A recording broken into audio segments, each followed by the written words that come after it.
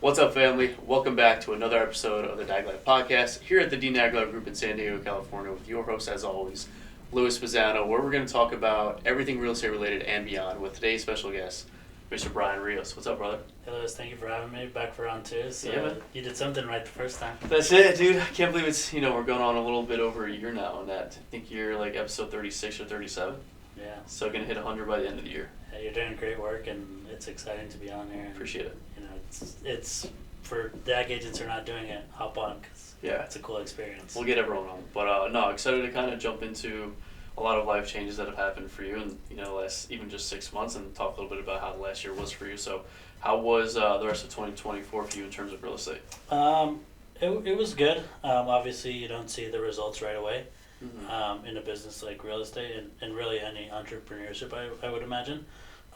So now the year has started off really strong for me. It's busy, so it's teaching me. It's good that maybe the first year and a half I struggled per se, but it set me up for success. And now like my accountability is there and my time management's there, to where now I have to do it right. Like I used to have a lot of downtime and I would kind of mess around a little bit more. Right. But now it's like, hey, like I don't have time to mess around. Like I kind of gotta get to it, and those systems that I've set up, thanks to everybody, now help me out a lot. Right. So and that's amazing, right? It's very often where the first 6 to 12 months of a real estate career, we do make it very clear, hey, it's going to be a little bit more of a challenge than you might think, but we obviously put all those systems and processes in place with the right things and people to allow agents like yourself to succeed at a quicker level than most newer realtors. Elaborate a little bit about how strong of a start of the year it's been. Talk a little bit about your current business. So I've closed one right now. I have my first listing right now that hopefully we'll get into escrow here pretty soon, and that's a list buy, so they're going to be buying. And you might be double ending that listing. Yeah, I might be double ending with the buyer for the house. So and it's just like the pipeline's filling up. It's there's obviously a lot of like now business, but there's also a lot of future business. Right, and it has to be that way because I have to think of the whole year. I can't just think of the next 30 days because after those 30 days what happened, right? And especially with the wife, with her job, she's also an entrepreneur, so it's like we have to plan ahead and we have to do a lot of those meetings to make sure that our next 6 months we're going to be able to like eat and like pay all our bills. Right. Yeah, no, I love that. There's a lot to dissect there. We talk a lot about our annual goals, but we always break them down in 90-day plans, right? So that we can focus in the moment while still building for the future.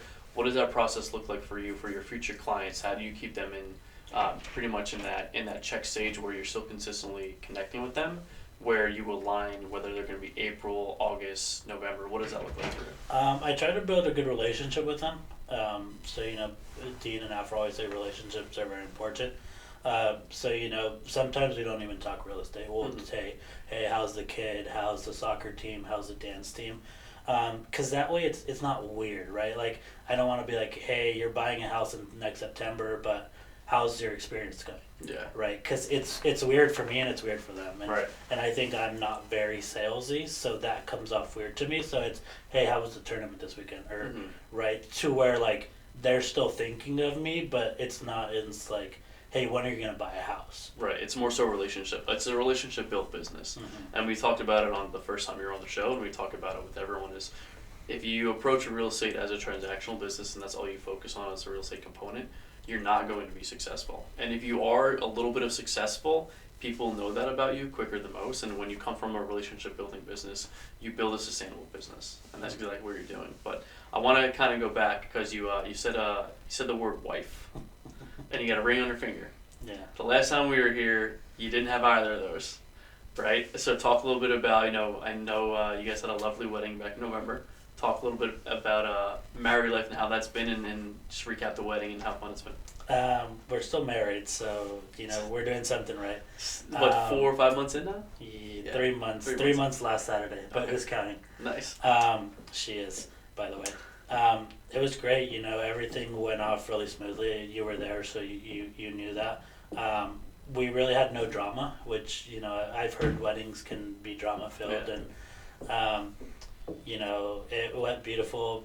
I cried a lot more than I would like to admit, And I think the video will probably show that. That's a good thing. Yeah, so beautiful church wedding. Everybody, like down to like non-Catholic people really enjoyed that, which was an interesting thing for us. Is like we wanted to do that, and we wanted to include our family, but we knew some people wouldn't maybe enjoy it as much because it is a different setting, right? Than some people are used to. But I think everybody gave us props. The priest was amazing, and then the ceremony was super smooth. Everything was smooth. Everything was, we were running a little late before church, but no hiccups really. Everything got taken care of. Honeymoon was great. We went to Puerto Vallarta over Thanksgiving break. Love that. Got to get a little away from the family a little bit. So we really enjoyed it, and it's just now, we've been together for a little over 4 years. It's very similar, but it's a different dynamic, right? Of course. It's a different type of commitment that now, like, you hear wife and it's like, oh, like he's a big dog, which I'm not. I'm still the same guy I was 6 months ago, but now married. So it's been great. We're very happy. We're, planning the next stages of our life. And we know that we have support from everybody, so it's really good to feel that way. That's awesome, dude. I'm happy for you guys. It was definitely a beautiful ceremony and reception, and it was a great time. Food was great. You guys had a great choice. The venue was awesome. The church was beautiful. Grew up Roman Catholic. Since been more so on the Christian front because it's a little less of a strict formality that I was used to in a Italian household, and there's nothing wrong with that. I've been to Catholic churches out here too, but just having faith a part of my life is huge, and I know that is for you guys as well. Yeah, and I think that's been huge for us to strengthen our relationship with God. Has really kept us going through it in the tough times, which there always is in any relationship and there always life. And now I've committed to doing my confirmation. So I grew up Catholic, went to Catholic school, K through second grade, and then kind of steered away from it for a while. My godfather's actually a priest down in TJ. Okay, wow. And he's like one of the top priests. He's at the cathedral down in TJ. Okay. So we talk every once in a while, but he's so busy that so now I'm doing my confirmation. So I did my first communion, did my baptism as a baby, right. As the Catholics would want you to do it, and then steered away, and now in April I'll do my confirmation. Same church, Amazing. Same priest. So it's definitely eye-opening, and I think it helps me see the world differently, right? Because I think sometimes we can be very judgmental, very hateful, and the world's not like that. Right. Like you have to see it as everybody may have something going on, so you have to treat them that way. Of course, and regardless of our background and where we come from or our denominations, everyone's got their own values and belief system, and if you can't respect that and you don't have that kind of value or the character to understand that, then it says more about you than the person that you have that connotation about. So, but I'm happy to hear that. It sounds like the end of the year and start of the year has been phenomenal for you. What are some things that you're looking forward to the most for 2025? So since your business has started off very strong this year. Just keep the momentum going. I think that's something you elaborate on a lot. Is like you had a great start to the year, and then you went on a beautiful vacation that I hope to go on sometime because those pictures were amazing. And then you came back, and it was hard to get back into it. For sure. Right, and you've had to build it up. And I think I'm still relatively young, so I want to grind out now and grind. When there's no kids, there's no other commitments that I want to hit it hard, and I don't think anybody wants to work till like 80. Of course. Right. So it's the first couple of years are grind and just keep going. I think I want to start helping people that I have more of a personal relationship. Right. Like my friends and myself, we've had more conversations about, hey, buying a house. Hey, what does that do for your future? Right? Because I think deep down, that's why I do this, to help out people. And if I can help people closer to me, not that I don't love my other clients, of course. Right? But if I can help my boys out and help their families build that, that generational wealth, and that their parents probably came here with nothing, and that they can help them do that's where my heart is, right? Yeah, and that's powerful, right? Because being on the younger side, you're now what, 22? 23. 23, right? And most realtors aren't that young, and there's nothing wrong with that. It's actually great. it's a different kind of grind at that age, where most people are getting out of college, starting their 9 to 5s, which is totally fine. It's a different kind of grind and hustle.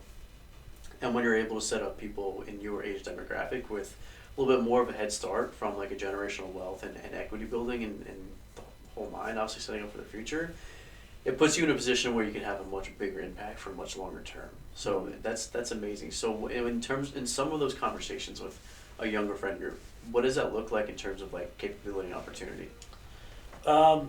It's surrounding yourself with the right people, I think, right? Because, I have people that I know that party every weekend.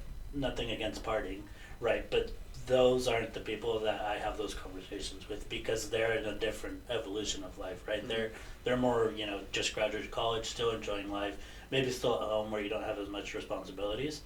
But when you have the right people in your corner that you can talk to them about that, it's just like, I think I preach it as like, I want to be, one of the first people in my family to buy a home in San Diego. Right. Right. And I think when you talk about that and you put that in your mind, on your vision board, in your future, I think people see that and they're like, oh, why do you want to buy a house? Mm-hmm.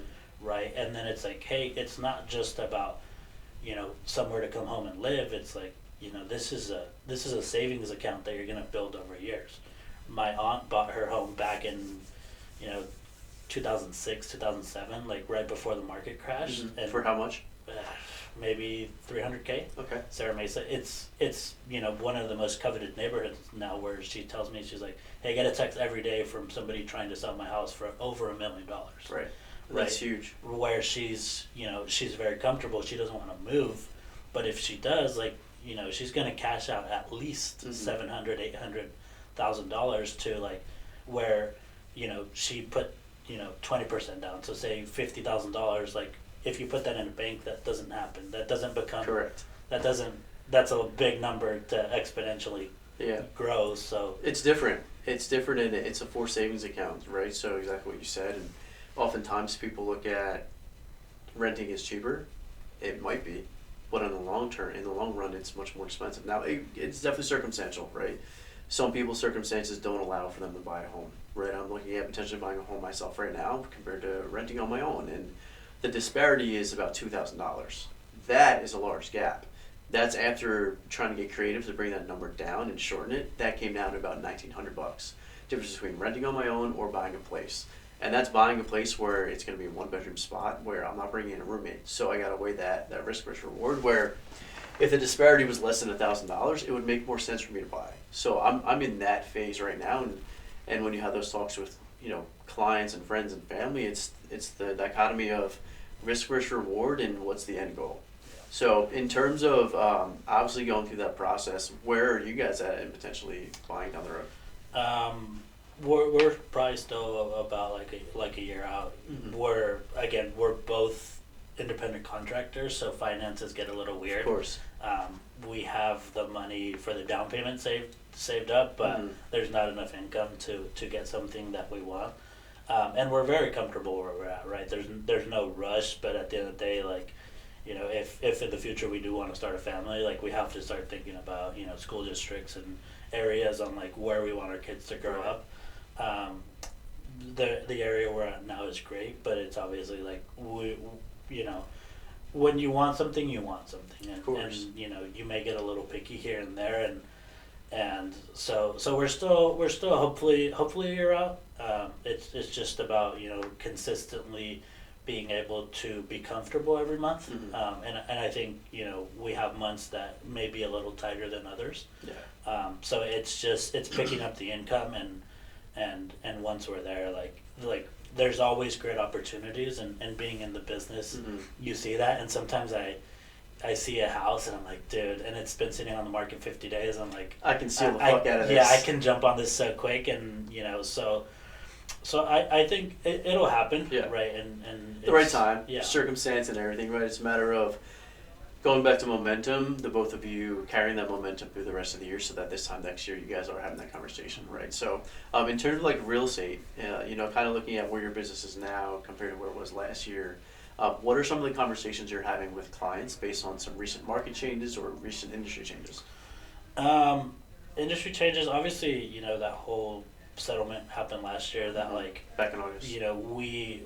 we were very prepared for it, and I haven't had to have any of like the awkward conversation. Right, you get a person here or there. That, of course. But the training was phenomenal, and the training helped me really be ahead of everything. Where I think we talked about it last time. Where joining this team was a big impact for me as such a young person and somebody who didn't know what they're doing. Still don't know what I'm doing. None of us do, bro. Figure it out every day. So it's just it was easy for the transition, right? And now it's like, so my escrow that closed that I'm giving keys to today, very, very interesting client, right? Every client's different, everybody.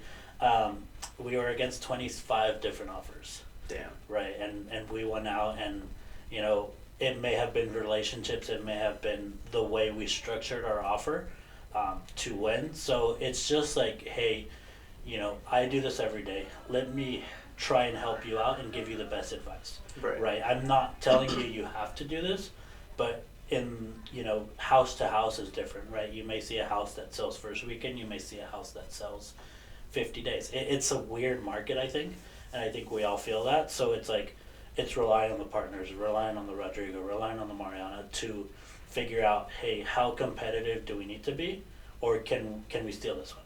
Right, and it comes down to within each market, there's a market, right? Serra Mesa, Surrender Valley, Claremont Mesa, or Claremont, Mission Valley, Tierra Santa, Chula Vista, Oceanside, it's all different. And you can't look at it as face value as San Diego is all the same. So what are some of the markets that you're seeing the fastest movement, and what areas are you mostly focused on right now with your clients? I worked literally from the border up to like Murrieta, so I've sold houses from the border up to Murrieta. So I try to focus more, like I live in University City, so I try to focus more around that area because it's a lot more convenient. So kind of North County, right? But obviously being Hispanic and a Spanish speaker, there's a lot of Spanish speaking people wanting to buy in Chula Vista. So it's a lot of research, right? It's a lot of extra work that may not be seen on the outside, but it's a lot of, hey, what is this market doing? What is this house doing? How is this house priced? Right. So it's really seeing, that house that 27 offers in Skyline, right? Mid fixer, not remodel, not everything. So it's really figuring out, where the market's at, where the seller's at. I think that's very important, right? You may have a seller that needs to go, and then we go back to relationships, right?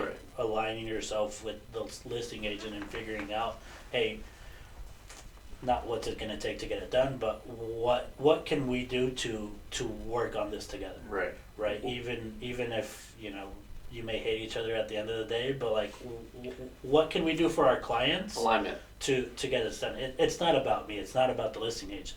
It's about the clients, right? Your seller getting where they need to go, and my buyer getting where they need to go. Of course, and we talk a lot about in every market you have to have the alignment and synergy between agents, right? Everyone's got to be a team working together.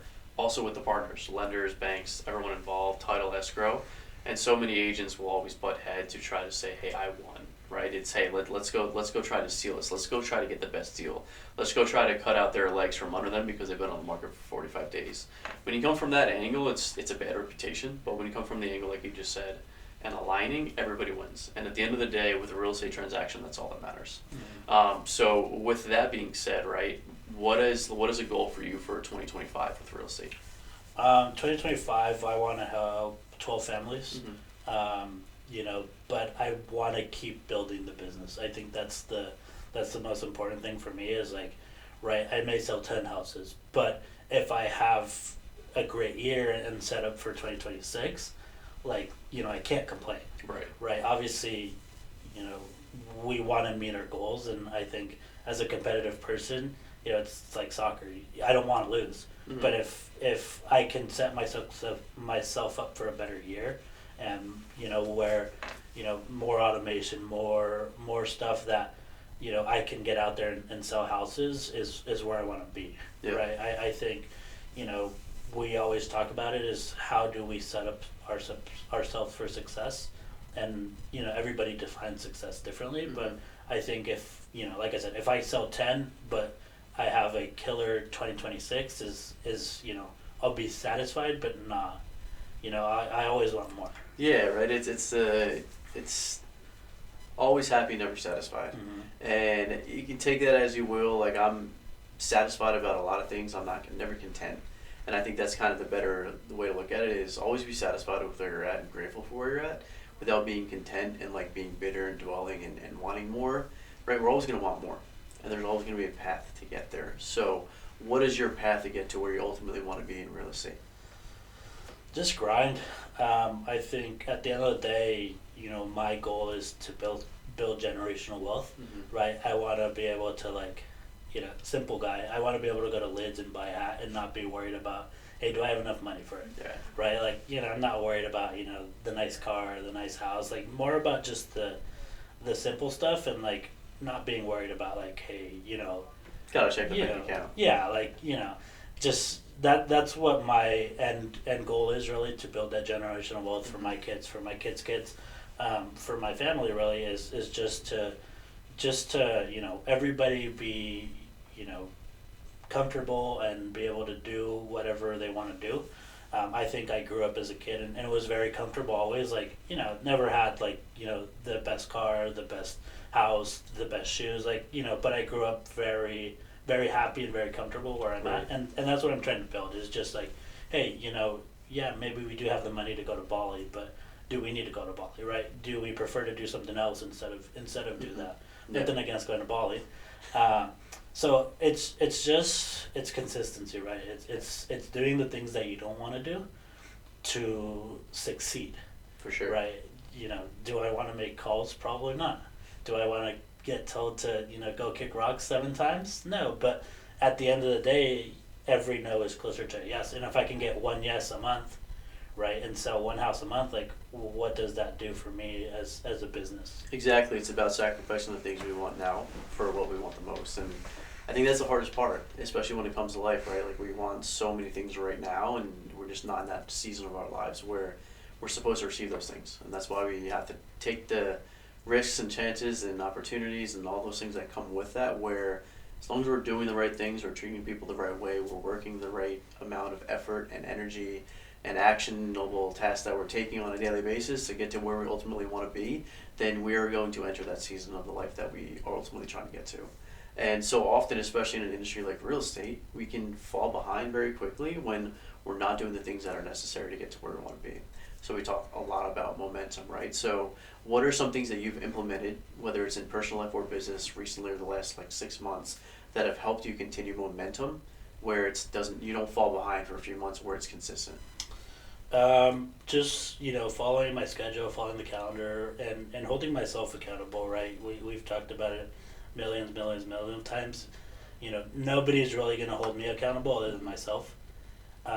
So it's holding myself accountable and doing the dirty work. I think we're not on selling sunsets, respectfully, or not respectfully. Could have fooled me. Yeah, with the good-looking guys we are. That's it, baby. Right. So we're not on selling sunsets. It's not. I don't pull up in my Jaguar to a $7 million house, and my client pulls up in their Bugatti, and right, it's not that easy, right? It may be a mobile home, it may be a fixer, Or maybe a $50,000 piece of land. yeah, but it's is that going to help somebody out in the long run? Mm-hmm. And yes, right, real estate will help people out in the long run. So it's how do I put myself in front of as many people to help them build their generational wealth. For sure. Right? Just like I want to build my family generational wealth, just like you want to build your family generational wealth, is how do we help our clients build that generational wealth? So it's it's staying on them, it's following up, it's the automation, right? A lot of things are AI now. Mm-hmm. So it's easier. It's easier as a person to follow up with somebody, right? I can schedule all my texts to go out at 7:00 in the morning when I'm still sleeping, and people think I'm awake, right? It's great. So it's I know you're not sleeping, so I won't text you at 7:00 in the morning because I'll get an answer and then I'll be calling you to wake up. So it's been the consistency that has really helped me out. It's been doing the things that I don't want to do, Mm-hmm. the calls, the door knocking, the open houses, when I want to go play soccer, when I want to hop on the PlayStation, right? So it's really at the end of the day, I think I'm holding myself more accountable. I'm growing up. I would agree. Yeah, I'm growing I up. would agree. It's a huge piece of it. So it really is that. It's just, I ask myself a question: do I want to be poor and play PlayStation? Nothing against PlayStation. I still play. Or do I want to build generational wealth and maybe make 50 phone calls? Yeah. Right. So. It's choosing which one's going to fit your desires and your goals more, and that's huge, right? And with that comes a lot of challenges. So, what have been some of the challenges that you face, recently with all the changes, whether it's life, whether it's relationships, whether it's friendships, whether it's career? What have been some of your biggest challenges lately? I think saying no to stuff. Okay. Right. I like to make people happy, and I like to, never be the bad guy. And sometimes people are like, hey, you want to go to dinner? And it's like, hey, I got showings, right? I can't commit to that tonight. Let's try and reschedule. So it's really like it's the delayed gratification, right? Because, hey, I want to go to dinner, right? But it's like, what's the best choice right now? Go show clients that potentially will help me make money, or do I want to go spend 2 hours at dinner that I'll enjoy, but it's taking away from. It's not the same thing, right? And I think that's what it's really about. It's picking and choosing your biggest priorities, right? And I know my biggest priority is my wife. So what do I do to set up us for success? Yeah. Yeah. And that's the main thing, right? It's delayed gratification. It's something that when you learn to be at peace with understanding that the things that you want are not going to happen until a later time, when you become the person that's supposed to receive them, when you enter the season of your life that you're supposed to receive those things, and long after you do the work that you do not want to do to get there. And a lot of times, that it takes 10 years to be an overnight success. And the delayed gratification helps you enjoy the journey and the process more than you're going to enjoy the goal. Because you're going to get to the goal, and then you're going to be at that point where it's like, okay, next goal. Now you have to extend it even further. So it does, honestly, with everything in life, come down to how long we're willing to wait, be patient, while also working hard for the things in life that we want. And that's what it seems like you guys are at in this point. Yeah, and I see plenty of successful people, lawyers, real estate investors, and that are obviously older, right, and enjoying their life. Right. Because they put in that work. Because they put in the work. They put in the 60, 70, 80 hours a week back 30 years ago, right? And now, semi-retired, retired, passive income, but they get to enjoy their lives now. They get to go to lunch at 12 o'clock, to Steak 48, because they put in the dirty work. And sometimes, you can say, hey, why can't I be that person now? But if you ask them, they had to put in the work. Right, one of somebody that my mom knows, he just died a couple months ago. Literally, real estate investor. Like, he left his wife investments. I won't say numbers, respectfully.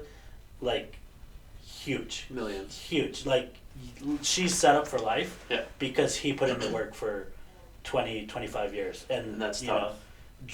Then he set her up for success, and where now she she's lonely, but she doesn't have to worry about anything.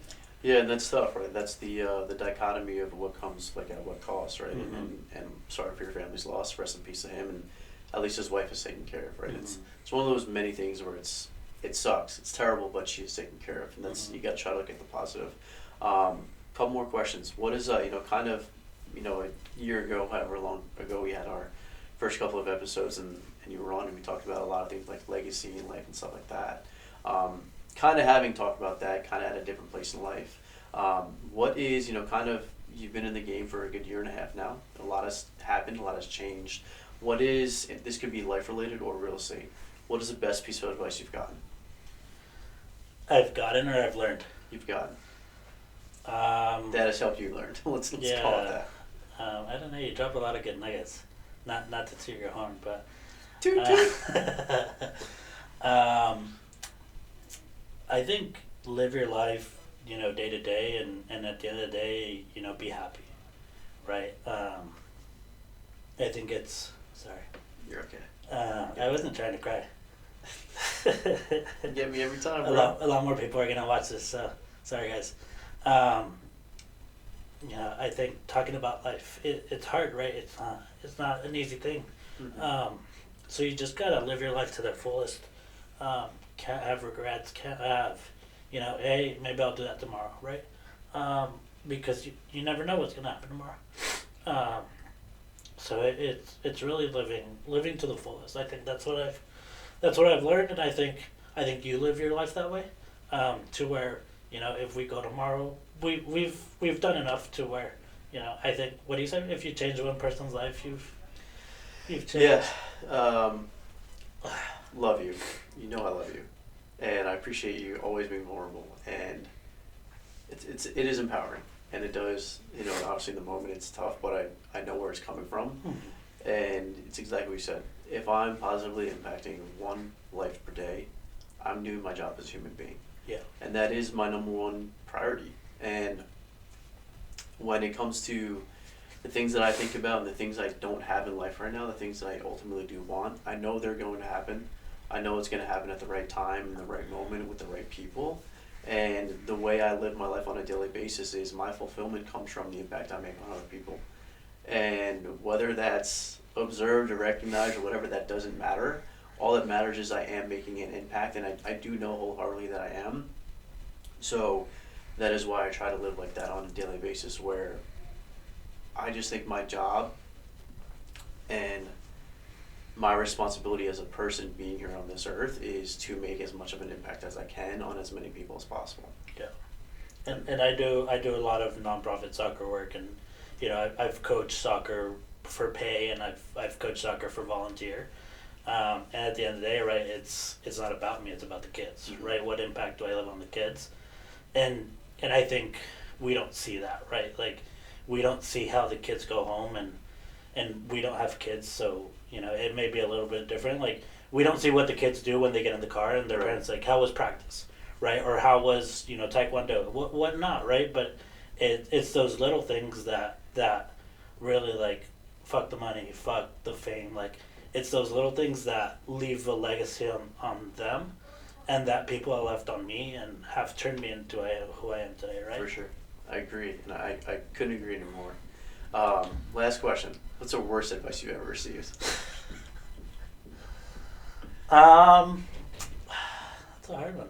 I walked into an office earlier today. We won't say names for respect, and Yeah, let's not. Don't say yeah, don't say no, I'm not Okay. going to. Another real estate team, but I just didn't feel welcome. Okay. Right, like, I walked in, there was maybe like 10 or 15 people there. I'll digress back to your point, and I just it didn't feel how it feels here, right? So I think worst advice. It's a tough question. You got me. Trying to keep it light after what we just talked about.